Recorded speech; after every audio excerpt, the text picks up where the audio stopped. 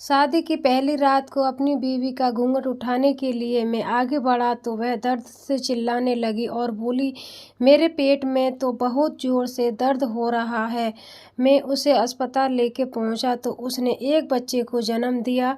मैं तो सोचते ही रह गया था और बीवी से बोला, मैं तुम्हें तलाक दे दूंगा। वह मेरे पैरों गिर कर बोली, मुझे सिर्फ 1 हफ्ते का समय दे दो, नहीं तो मैं बदनाम हो जाऊंगी।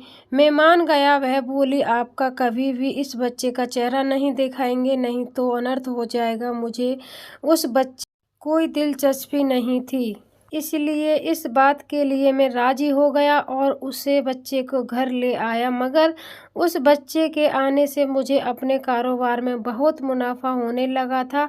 मेरे मन में इस पैदा हो गई और मैंने सोचने लगा, जरा उस बच्चे का चेहरा तो देखो। मगर बीवी उसके चेहरे को हमेशा ढककर रखती थी।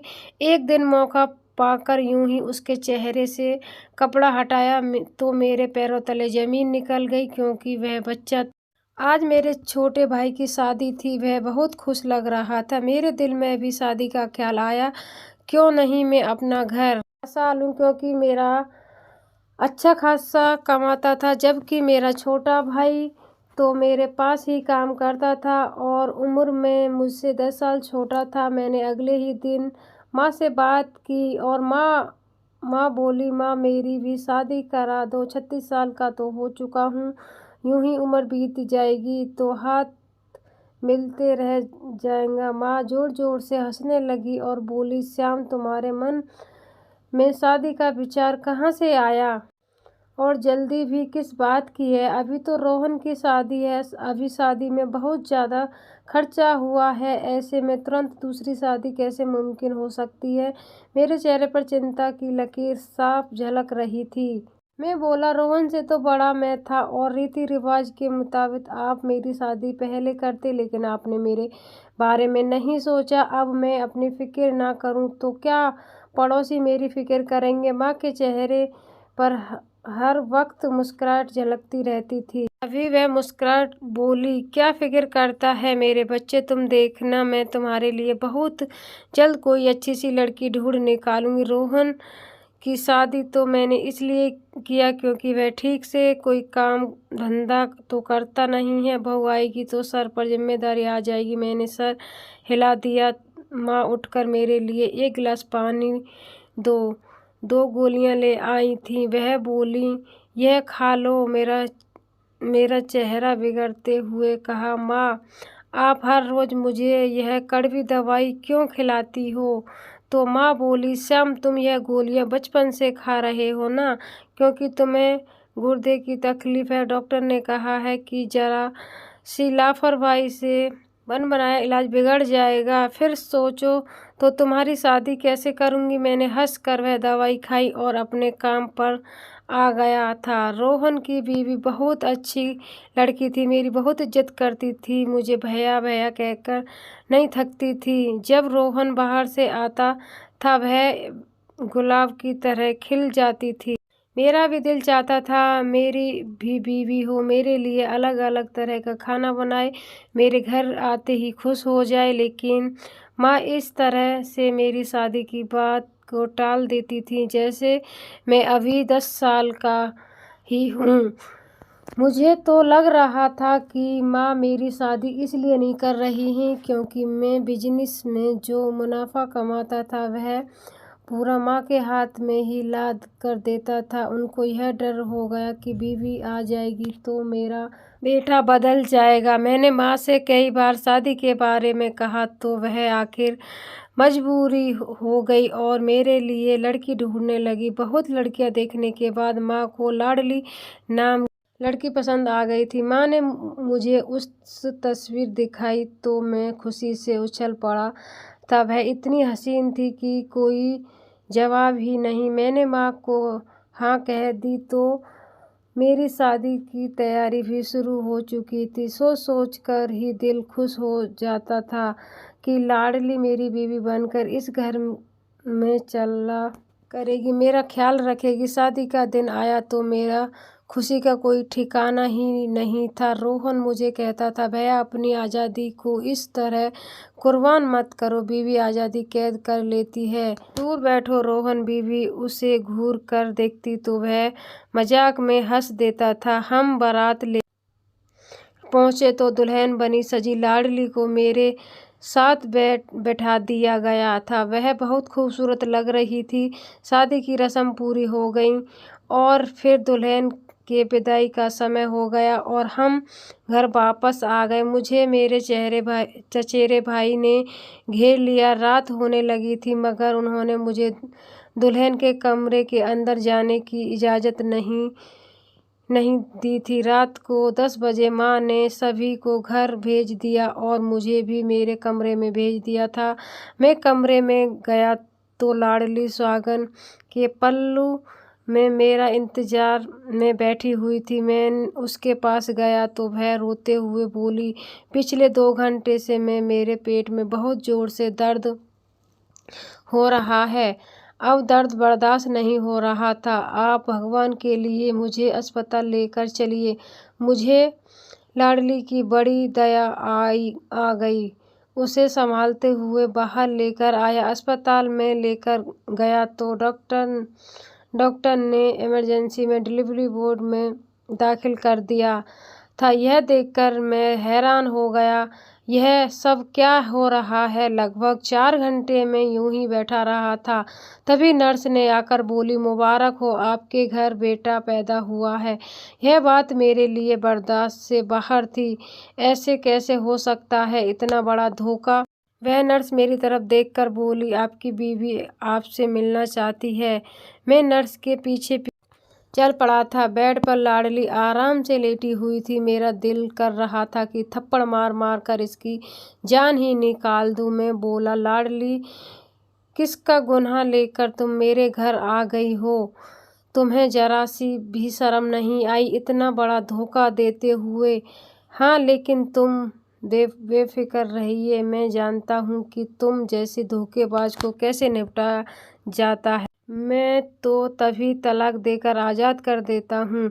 मेरी यह बात सुनकर लाडली के दिमाग में बिजली सी दौड़ गई। वह उठकर मेरे पास आई और मेरे कदमों पर बैठकर रोने लगी और बोली, मुझे इस तरह से अपनी ज़िंदगी से बेदखल कीजिए। मैं जानती हूँ बहुत बड़ा गुनाह हुआ है, लेकिन आप मुझे इस तरह से धुतकार देंगे तो मैं कहाँ जाऊँगी? आप मुझे सिर्फ 1 हफ्ते का समय दे दो, तब तक मैं अपने ठिकाने का इंतज़ार कर लूँगी। श्याम, अगर आज आपने मेरी इज्जत बचा ली तो क़यामत के दिन भगवान आपकी मदद करेंगे। लाडली के शब्दों में मुझे हिलाकर रख दिया था। हम अपने रोज़ की ज़िंदगी में कितना भी गुनाह करते हैं, लेकिन भगवान पर पर्दा करके हमें बदनामी से बचा लेता है। तो मैं कौन होता हूँ अपनी बीवी को यूं ही सारे आम बदनाम करने वाला? मैं बोला, ठीक है लाडली, 1 हफ्ते का वक्त है तुम्हारे पास। लाडली रोते हुए हंसती थी, फिर बोली, श्याम, आप कभी भूल कर भी बेटे की शक्ल मत देख लेना, नहीं तो गजब हो जाएगा।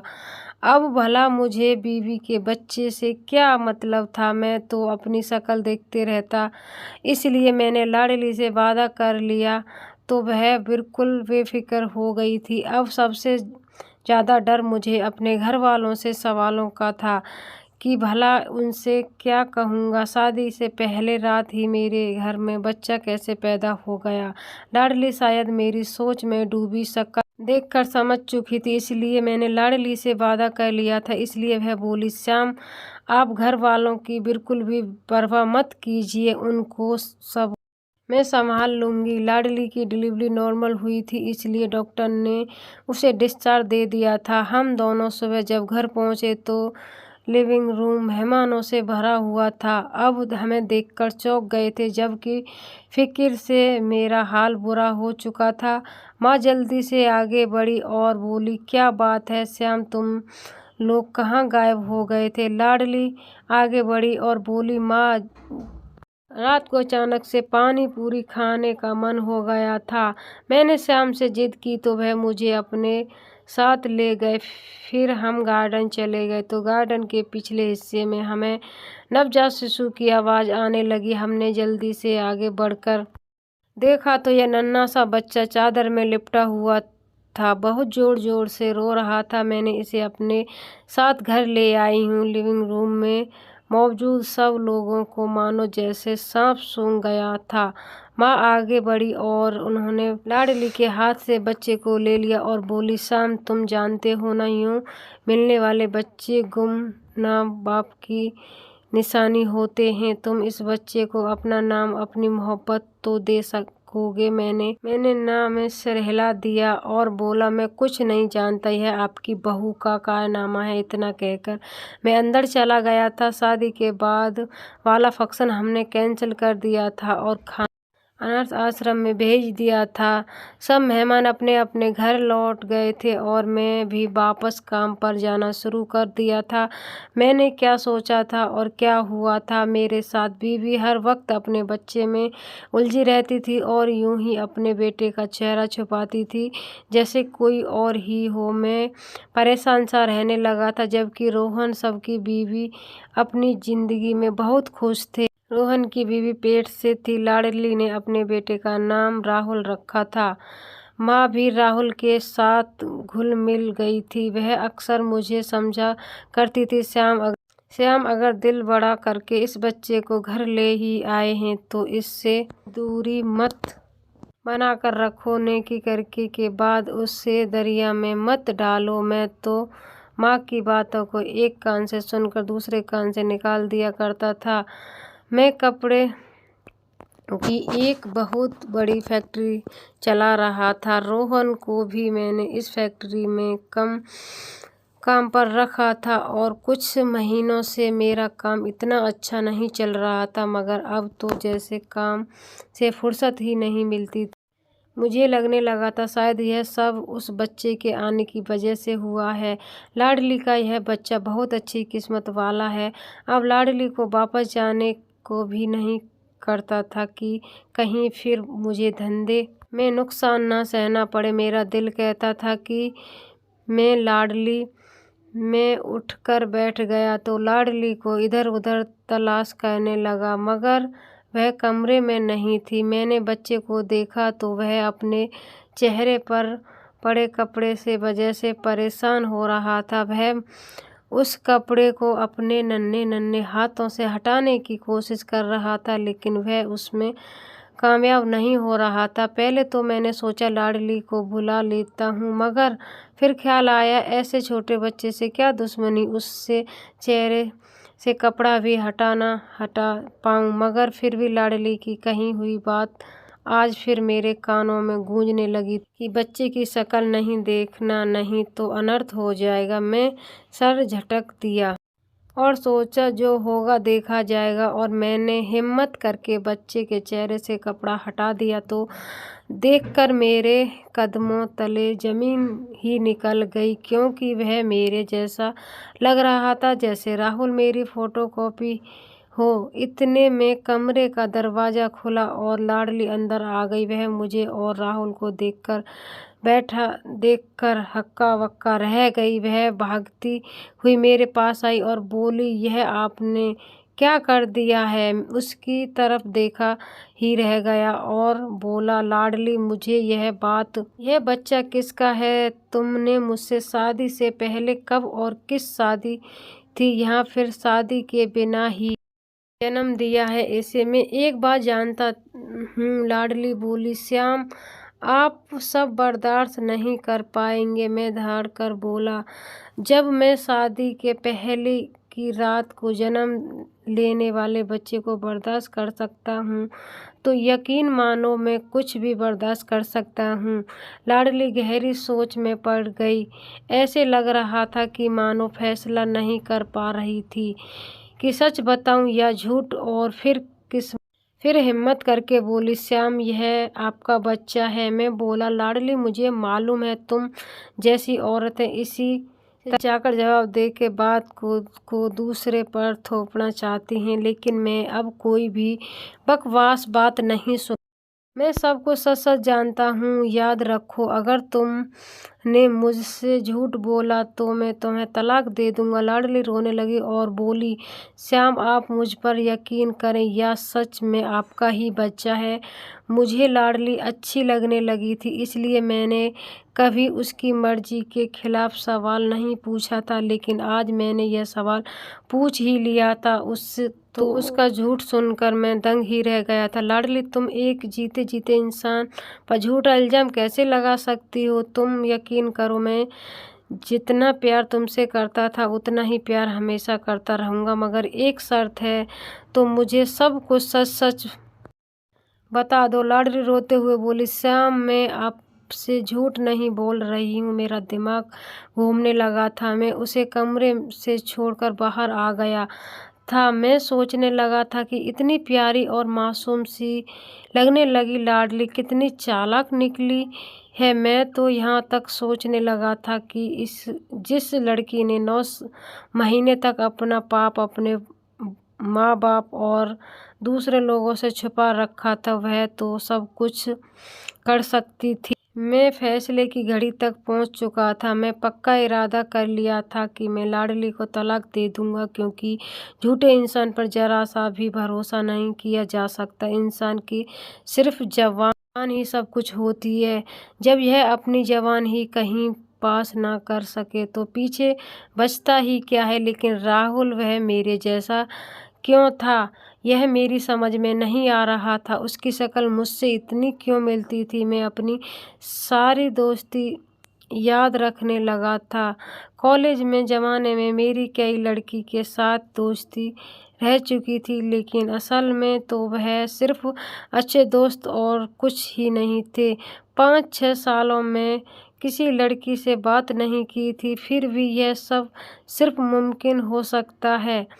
यह भी तो हो सकता है कि लाडली सच कह रही हो, मगर कैसे सोच लिया था जैसे जैसे ही मेरे सामने लाडली का सच आ जाएगा मैं उससे अलग हो जाऊंगा। रात को जब मैं घर लौटा तो मैंने लाडली की तरफ ध्यान ही नहीं दिया था और सोने के लिए लेट गया था। राहुल की सारी रात रुक रुक कर रो रहा था। 4 घंटे पहले लाडली ने मुझे झकझोर कर डाला था। वह गुस्से में बोली, पहले तो आपको मालूम ही नहीं था कि यह बेटा आपका है, जब अभी मालूम पड़ा ही गया है तो आपसे मुझसे इस तरह से बर्ताव की उम्मीद ही नहीं थी। यह बच्चा सारी रात बुखार से तप रहा था मगर आपको उस पर जरा भी दया नहीं आई। मैं गुस्से से बोला, दवा पिला दो उसको, मेरा सर मत खाओ। लाडली बोली, सारी रात 4-4 घंटे बाद में इसे दवा पिलाती रही हूँ। इसका बुखार उतरना